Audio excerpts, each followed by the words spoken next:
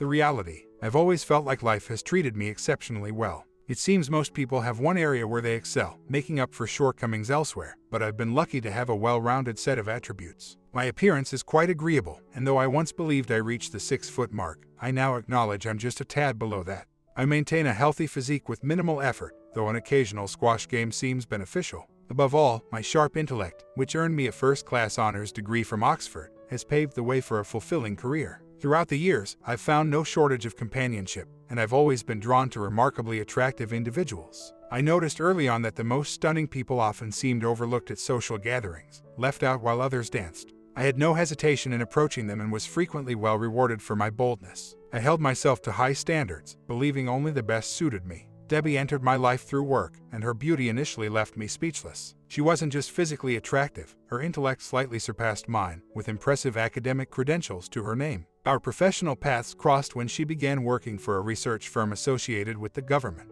Our initial dinner, covered by work expenses, led to more dates. Debbie was affectionate, and our relationship progressed at a respectful pace. Despite the growing closeness, I was careful not to rush things, fearing I might spoil the connection. One evening, at her upscale apartment, she made it clear she was open to taking our relationship further. After 6 months, we were spending most nights together, alternating between my modest apartment and her more opulent residence. I was so enamored that I suggested we live together, but Debbie was hesitant. Confused and somewhat desperate, I expressed my love and fear of losing her, hinting at a deeper commitment. Although I had never seriously considered marriage, it suddenly seemed like a viable option to ensure our future together. I opened up about my past relationships, but Debbie preferred to focus on the present, dismissing the need to delve into my history. I had thought she wouldn't have much of a history to share, but now I was curious. What about you? How many people have you dated? Quite a few, I replied hesitantly. Debbie nodded, silent. And yourself? Why does it matter? Because I'm thinking of a future with you. Debbie looked away, perhaps hiding a tear. I can't commit to you because of my past. Before you, I hadn't been in a serious relationship, but I've been with many people. Her admission stunned me, leaving me breathless and speechless. After a moment, she added softly, throughout my university years, I worked as an escort once a week in the evenings. I'm at peace with my past, and I hope to leave it there, but I couldn't bear the thought of you discovering this after we married. Why did you choose that path? It was a practical decision. To explain, Debbie paused, pouring wine for us both. My family isn't wealthy, but they were ready to use their savings for my education. I couldn't allow that.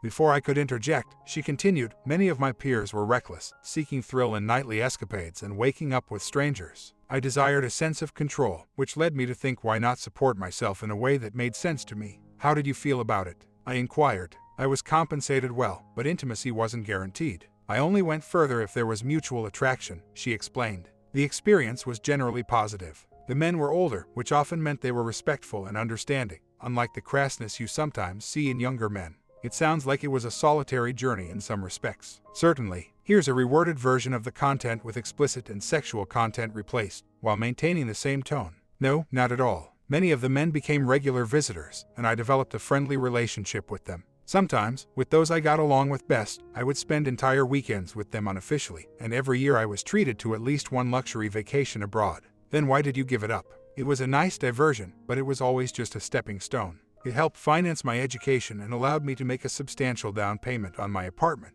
but I always knew I was destined for more. Now, I'm facing the consequences because I've fallen for you, and I'm afraid you'll want nothing to do with me after hearing this. You might end things politely, but I feel it's inevitable that our relationship will end. You're wrong, I responded with intensity. I still want to marry you and I'm asking you to be my wife. The past is behind us, exactly where you want it.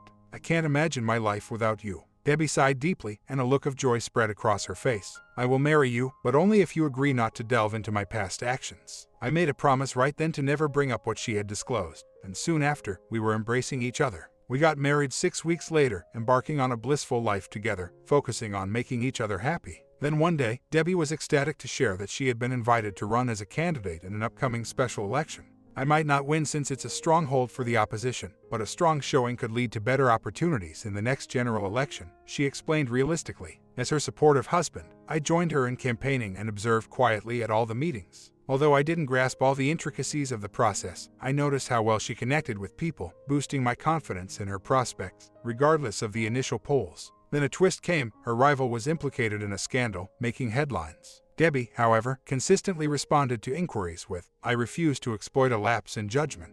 This stance won her public admiration, and against the odds, she secured the election victory. Debbie's success led to a significant salary increase, though it altered our daily routines due to her demanding job schedule. We adapted well, finding new vigor in our life together as she pursued her political ambitions. 3 months later, everything was about to shift once more. My wife burst with excitement, announcing she had been offered the role of parliamentary private secretary for a government minister. "What's the pay rise with that?" I inquired, my appetite for additional income having grown. "It's mainly an honorary role with some allowances. It means more work and bigger responsibilities, but it's a shortcut to promotion. Without this, I'd have waited years for such a chance. Success here could lead to a junior minister position, and eventually, maybe even a cabinet seat," she explained, her eyes sparkling with ambition. Debbie's new position soon started to encroach more on our personal time. Her job demanded frequent travel to places like Northern Ireland, Scotland, and various European capitals, often for 2-day trips, with her boss expecting her to accompany him. I tried to remain understanding, yet frustration crept in when her work interrupted our evenings, especially when she had to leave suddenly due to her boss's calls. Occasionally, she wouldn't return until the next day, but sometimes she was back within an hour, explaining the urgency of her tasks. Despite my annoyance at her absence, the joy it brought her was undeniable. I've always been keen at interpreting body language and facial expressions. At my current job, I noticed the closeness between a colleague, Alan, and Edwina, suggesting a secret liaison, despite his marriage and her committed relationship.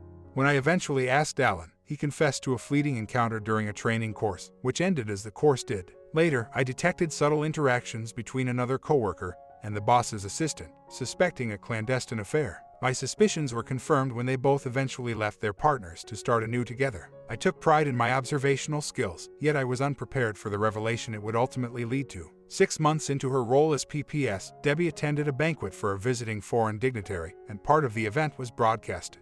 I watched the TV eagerly, hoping to spot her. During the coverage, I saw her conversing with a robust, older man, likely her ministerial boss. She stood out gracefully among the overly ornate attire of other guests, donning a simple yet elegant knee-length black dress that complemented her figure, embodying a timeless elegance. I was completely captivated, filled with awe for my wonderful wife. However, something unsettling clicked in my mind.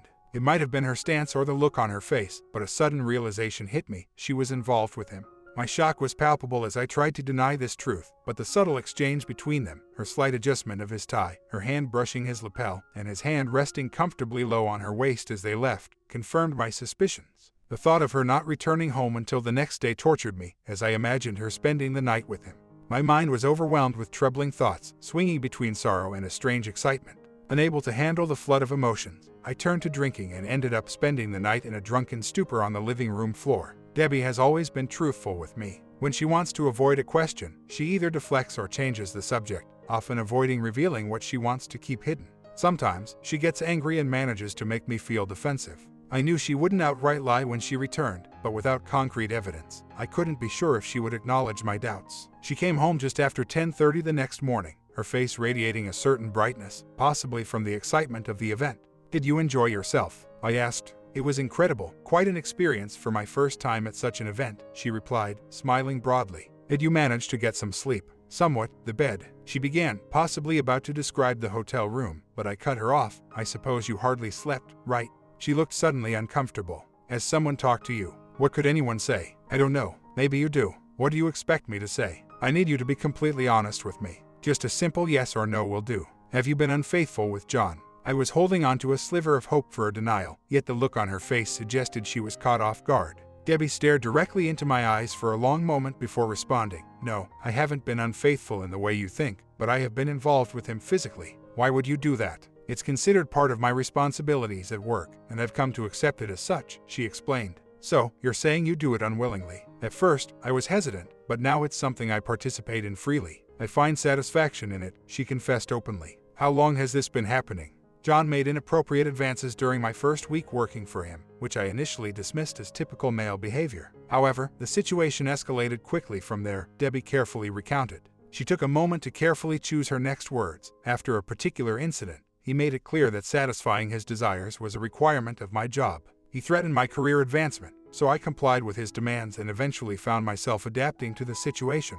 "I guess old habits die hard," I remarked cynically. Debbie nodded in agreement. "True, I approach it with the same mindset I had in my past line of work. Although I used to say I only entertained clients I was attracted to, the financial incentive often skewed my perception," she admitted.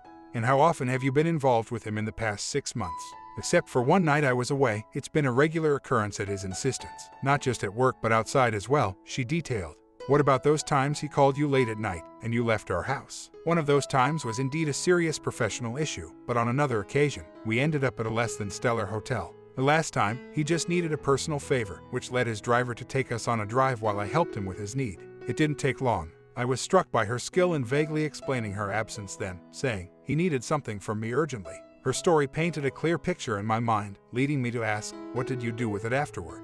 Debbie responded without hesitation, I did what I usually do with him. This revelation stung because, from the beginning of our relationship, she had a different preference with me, using tissues for that very reason. Why is it different with him than with me? It's just a matter of taste and physical reaction. Yours affects me negatively the next day, while his doesn't bother me at all. Plus, I think he would be upset if I did otherwise. We sat in silence as I processed my emotions. I had come to terms with her past actions for financial reasons, so I reasoned I could overcome this too. Overwhelmed by my fear of losing her, I impulsively said, I can forgive you, but only if this never happens again. I hoped for her appreciation, but instead, Debbie looked at me with sorrow, expressing doubt about her ability to comply, mainly due to professional and personal reasons. She argued that her actions had no bearing on her feelings for me and didn't see why it should affect me so much. She also mentioned setting boundaries with John regarding contacting her at home. I immediately pointed out, in the past few months, you've declined intimacy with me multiple times, which was unusual. It seems now that it was because of your encounters with him earlier. She couldn't deny it but suggested a workaround that avoided the need for concern about any remnants from John. This led me to question the nature of John's influence over her, asking if it was because of physical comparisons. It's a bit larger and noticeably thicker. It always maintains its firmness, whereas yours has some flexibility. Is it just the size, or is he a better partner as well? He doesn't connect the way you do, but he's full of energy. At work, he's like a bull charging forward, often getting what he aims for. And it's the same with how he approaches things personally. Does he satisfy you more than I do? No, you bring me more pleasure, often with your tenderness. I tasted the sting of loss, feeling I'd already lost her regardless of our living situation. I'm sorry, I said. Your honesty is clear, maybe too clear, but I can't share you. I'll move to the other room until I find a new place. But my feelings for you are strong. You don't realize how much, Debbie expressed sadly as I moved toward the door. I paused. I love you too, and likely always will, but I'm considering a divorce. How did you find out about John and me? I don't get how anyone would know. No one told me. I saw the two of you together on TV and just knew. Call it intuition. My soon-to-be ex-wife laughed dryly. So, you had no actual evidence. I didn't need any. I knew you'd be honest if I asked directly. For the following days, we barely spoke, only when necessary. Since Debbie's confession, I had been focused on the present, but now, memories haunted me. Alone at night, I envisioned her entangled in affairs, a thought that numbed me to the sound of her crying next door. 5 days later, in the parking garage, 2 stern men approached me, flashing special branch IDs. They insisted I come with them. I questioned if I was under arrest, but they only mentioned someone important wanting to see me. Soon, a limousine arrived, and I was hurried inside, crossing London to a secluded building. Escorted up in an elevator, flanked by the men, I sensed the gravity of the situation unfolding. My 2 companions positioned me before the closed double doors, taking their places on each side. I moved forward and swung the doors open without hesitation. Straight ahead, a large, ornate wooden desk dominated the room, with a burly man seated behind it. His appearance was imposing, with a stocky build and a brawny face, complete with a substantial belly. As I approached, his expression morphed into a smug grin, and he offered a glass of whiskey, saying, "Drink." I declined with a shake of my head. "I'll pour you one regardless, you might need it." "Have a seat," he commanded. He indicated a chair in front of the desk, but I chose to stand, positioning myself just behind the chair. "Do you recognize me? You're the troublemaker involved with my wife." He chuckled. "I've been referred to as that before." "I imagine so. How else would you identify yourself?" He seemed entertained by the question. I could describe myself in various ways, but alpha male seems fitting. His arrogance was palpable, clearly viewing himself as untouchable. Seeing no point in verbal sparring, I cut to the chase. "What do you want?" "Why am I here?" "It's about your marriage. I hear you're considering divorce." "So she's spoken to you, eager to be rid of me, no doubt." "Quite the opposite. She asked me to back off." I declined, so she threatened to quit if we didn't formalize our arrangement, he explained, pausing for effect. I challenged her to think it over, and her immediate reaction was to yield. I said, rounding off the story, "You underestimate her." It wasn't an easy choice, but she stood firm on resigning.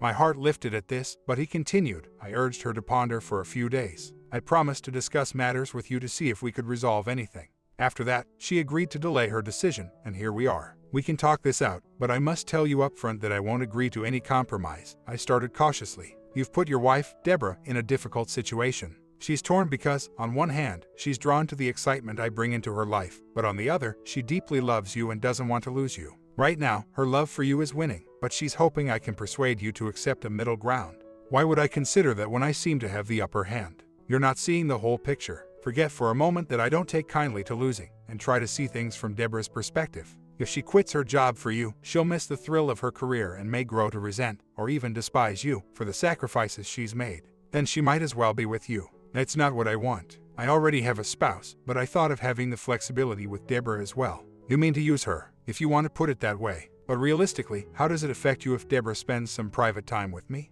It's only a problem if you let it bother you, I argued. But it does bother me, knowing you're involved with her, I admitted, frustration boiling over. Try to see it from another angle, John suggested calmly. It's been happening for centuries. Think of historical figures like Caligula, who would choose a guest's wife to spend time with, or British monarchs like Henry VIII, who were notorious for such actions. Historically, powerful men often had liaisons with others' wives, and it was seen as an honor or even rewarded by those in power. And you think I should just accept this? I don't see why you should be the exception. In my years in politics, I've seen countless similar situations, and none of the other husbands caused a stir. Why should you be any different? Maybe because I'm seen as another dominant figure, I mused. He erupted with scornful laughter. Impossible. A true leader would be winning over others, not fussing over someone else's intimate affairs with your wife. The presence of his guards outside kept me from lunging across the desk to confront him physically. Before this encounter with John, I was willing to overlook Debbie's unfaithfulness, hoping she would end her inappropriate relationship with her boss. But now, my certainty wavered. Had he been more physically appealing, perhaps I could have grasped the situation better, but this was a stark contrast of allure and repulsiveness. After meeting him, I felt as if she had been tarnished by his influence. Is there nothing more to discuss? May I go now? I asked, maintaining my dignity. I'm just getting started. Sit down. Given your demeanor, we might be here a while. With no real choice, I sat down, preparing to endure his monologue.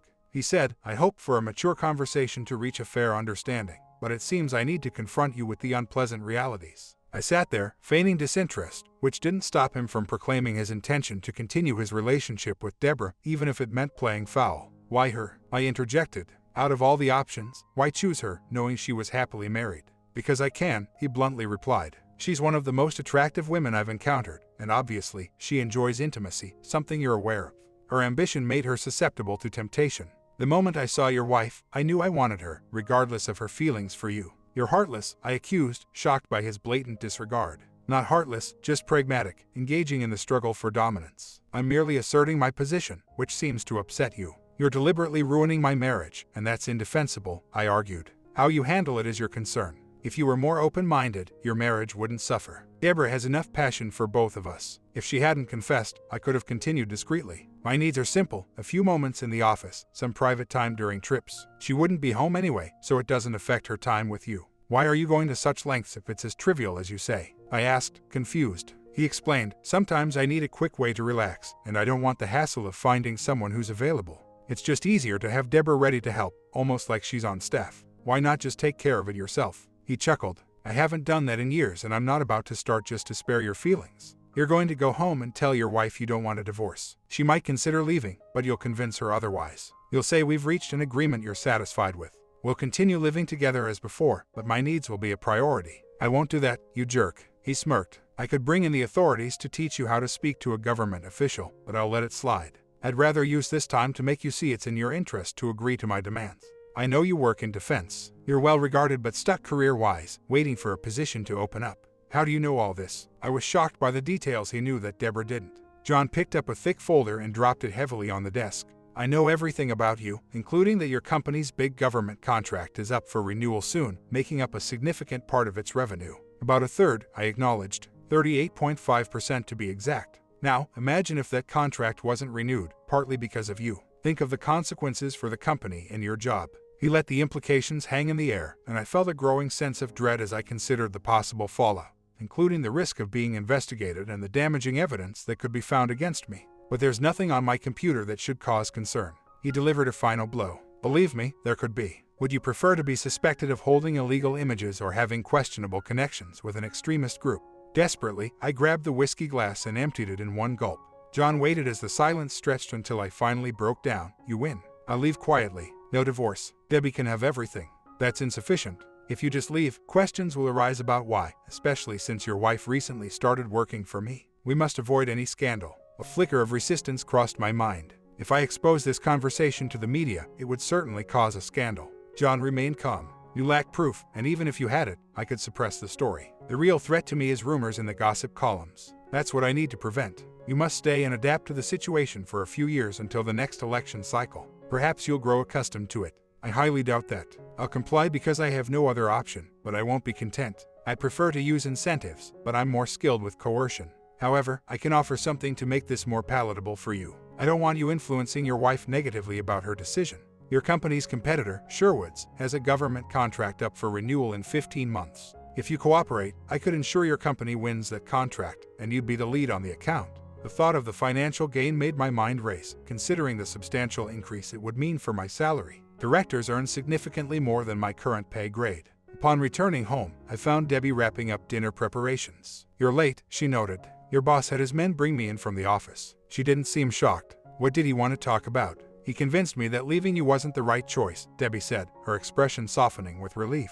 "However," I quickly added, "he managed that by threatening to destroy both me and the company I work for." I recounted the dire consequences he had outlined if I were to defy him. "He can be quite manipulative," Debbie remarked, her tone indicating no change in her regard for him despite this. "I've agreed to let him maintain his relationship with you as he wishes, without causing any trouble," I continued. "Does this mean we can return to how things were before you discovered everything?" she asked. "In your dreams," I retorted sharply. "I'll continue to live with you and comply with his demands, but I refuse to be intimate with you after him. You'll have to be content with him alone from now on, and if that's insufficient, perhaps you could reconsider other avenues for income." My words were meant to wound, and they did. Later, I deeply regretted my harshness. The next day, I apologized. "I won't be intimate with you," but my earlier words were too harsh. "We're both trapped in this situation, and the best we can do is maintain civility." Her face brightened, and she almost approached me, then hesitated, saying, "I'm relieved. I value our time together when things are amicable, and we can still live harmoniously even without intimacy." Over the next few weeks, life seemingly returned to normal, except for the absence of physical intimacy. We shared laughs, enjoyed TV together, and I found myself showing her affection, though I refrained from any sexual activity. This abstinence became increasingly challenging, especially as my physical desire grew without relief. Debbie seemed more alluring than ever, often wearing outfits that accentuated her figure, making it difficult to focus on anything else. My tension heightened whenever I knew she had been with him, discernible from her demeanor upon returning. My mind would be tormented by vivid imaginations of their encounters, fueling both physical frustration and a determined resolve to remain steadfast. A call one day brought new developments. It was John on the line. "My wife's in the garden. I'll get her," I said. "No need. I want to talk to you," he interrupted. "You seem uninterested in the offer we discussed." "I've complied with all your requests," I responded, puzzled by his insinuation. "Except that your wife claims you're neglecting her needs. Personally, I find that beneficial as it drives her more into my arms, but I am concerned about what you might be doing on the side. I'm calling to remind you that extramarital activities or seeking pleasure elsewhere are off limits. For the next few years, you need to either remain faithful or reconcile with Deborah." "You mean be with the woman I married?" I replied with resentment. "Watch your words," he chuckled. "Just focus on the Sherwood deal." As I hung up the phone, my wife entered. "That was your admirer, questioning why we don't share a room anymore," I said with frustration. "How can you expect me to be okay with you and him when you share every detail of our life with him?" Debbie started crying. "You misunderstand," she wept. "I didn't mean to tell him." I tried to quit again. I explained that I felt us drifting apart because we weren't intimate. I said I would rather leave my job than lose your love. I was no longer easily moved. "Without me, do you find more thrill with him?" "What did you call it?" "Dynamic." "It's true I have physical moments with him, but it's all superficial. With you, it's different. You understand how to connect deeply, and that's what I miss." Feeling a weakness in my resolve, I ended the conversation. The following days were part of a heat wave, and with no work, the temperature wasn't the only thing that was rising. After spending days in minimal clothing, Debbie's appearance started affecting me. One night, as I lay in bed feeling the heat, I heard a noise and saw Debbie at the door, her appearance striking and inviting. With a tremble in her voice, she said, "I know we both want this, so why are we torturing ourselves? I need you, please be with me." In that moment, we came together with urgency, but as time passed, our connection deepened into something more tender and lasting.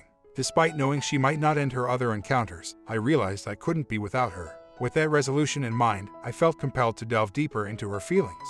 "What is it about him that draws you in?" I inquired softly. "He's much older than you and, frankly, not someone I find appealing." Debbie offered a knowing smile. "I understand what you mean, and honestly, I'm not fond of him. His arrogance and unpleasantness are off-putting, but his dynamism and effectiveness, along with his exceptional memory, are traits I respect. Despite lacking physical appeal, he possesses a certain presence, though I'm uncertain if it's his personal charm or merely the influence he holds. She paused, reflecting further, then continued. Perhaps it's the environment. The intensity of the House of Commons, with its fierce debates and confrontational nature, generates a charged atmosphere. This environment has ensnared many prominent figures, leading to various scandals over the years. The adeptness of certain officials in concealing these missteps suggests there are many more untold stories.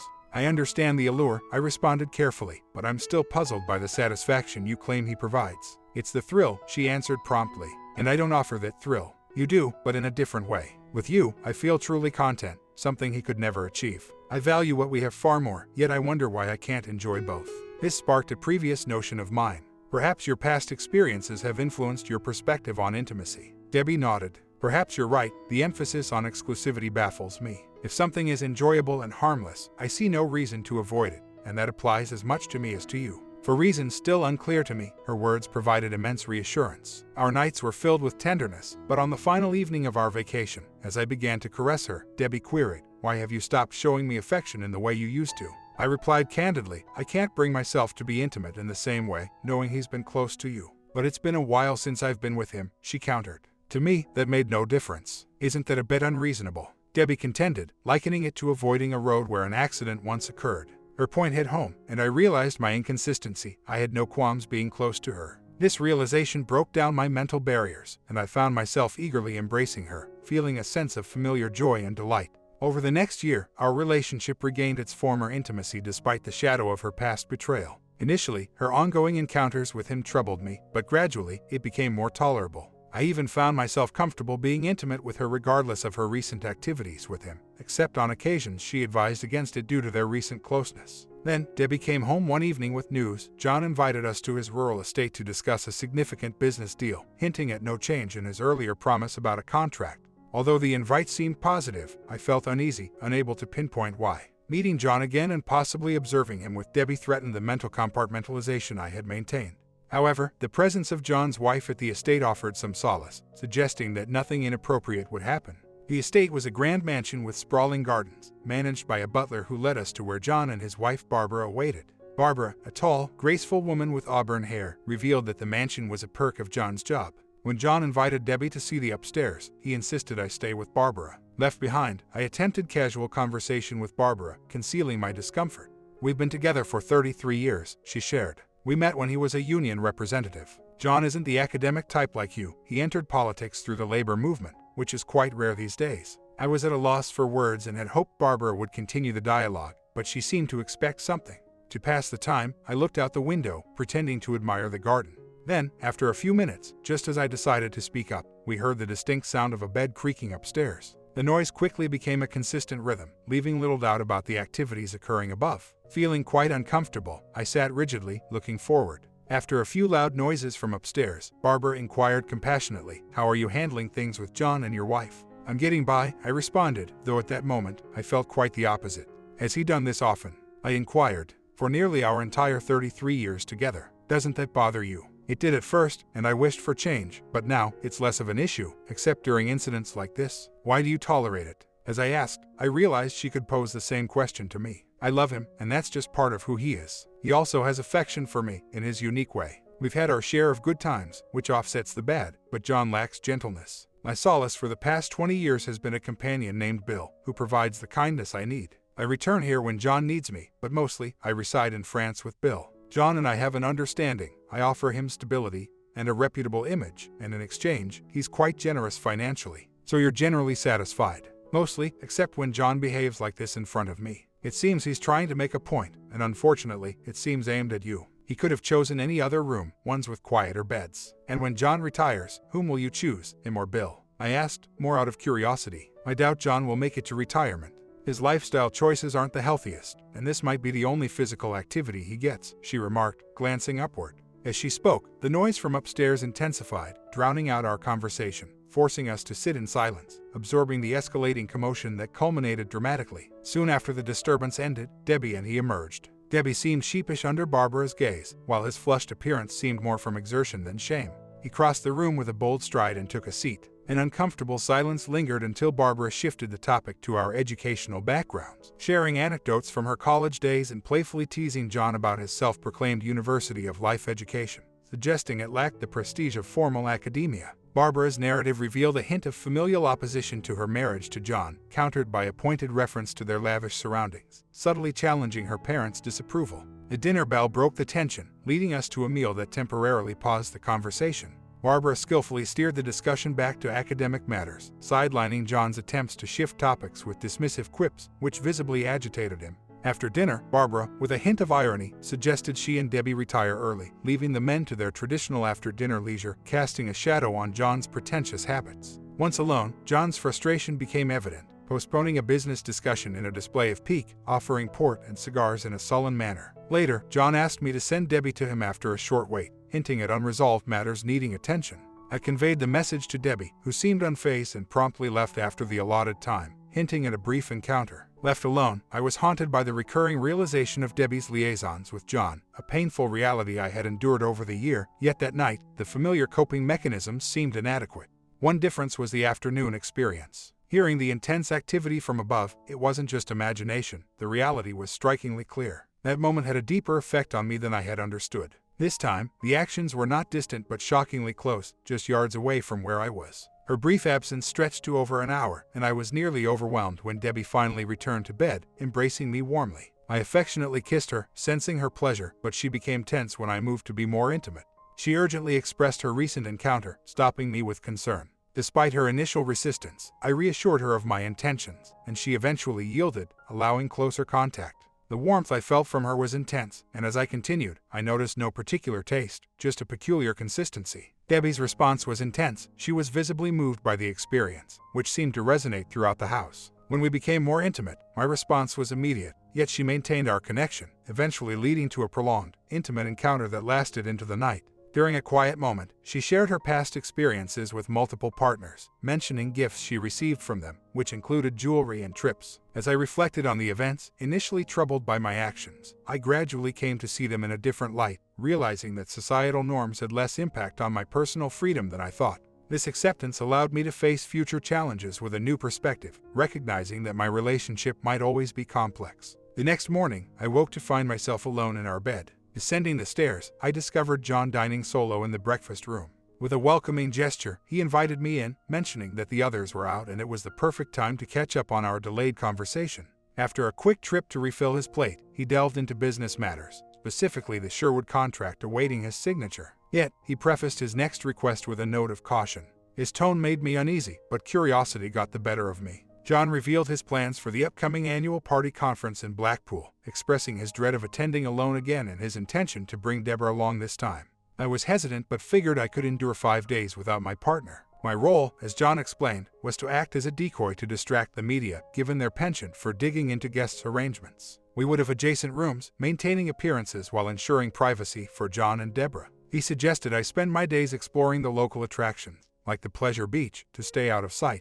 When I shared this plan with Debbie, she simply remarked it sounded like an interesting experience. That week, I mostly enjoyed leisurely walks along the seafront, with only occasional bad weather driving me back to the hotel, where I divided my time between the bar and lounge. I occasionally saw John and Deborah, feeling a pang of discomfort each time they headed to the elevators together. Evenings brought a strange routine. Despite their daily escapades, Debbie would return to our room later, seemingly unaffected by her absences. One evening, the door was left ajar, and curiosity overcame me. Peering through, I saw an intimate scene that starkly contrasted with the woman I knew Debbie to be. This display of dominance and submission was far removed from the equality and respect I believed in. The sight left me conflicted, caught between the desire to look away and the urge to understand the dynamics unfolding before me. My comment: in her early life, she enjoyed casual time and it paid well. She enjoyed it. Married to a guy who didn't mind the past. Now they have a problem.